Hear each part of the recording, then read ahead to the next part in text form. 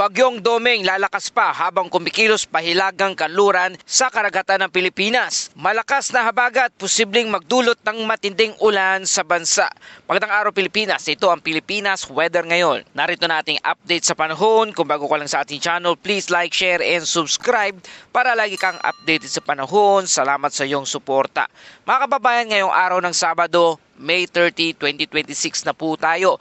Narito na ang ating update sa panahon. Patuloy na pinapalakas ng mainit na tubig sa Philippine Sea ang Tropical Storm Domeng o Bagyong Domeng. Namata ng sentro ng bagyo na sa layong 1,100 km silangan ng Central Luzon. Nataglay nito ang lakas na hangin na umaabot na sa 85 km per hour malapit sa gitna at may pagbugsong umaabot na sa hanggang 105 km per ora. Mabagal itong kumikilos ngayon pakanlurang hilagang kanluran o west-northwestward sa bilis na 10 km per hour. Napakalawak na ng sirkulasyon ng Bagyong Domeng dahil ang malalakas hanggang gale force wind nito ay umaabot na hanggang 440 km mula sa sentro. Sa ngayon ay wala pang nakataas na tropical cyclone wind signal sa alimang bahagi ng ating bansa.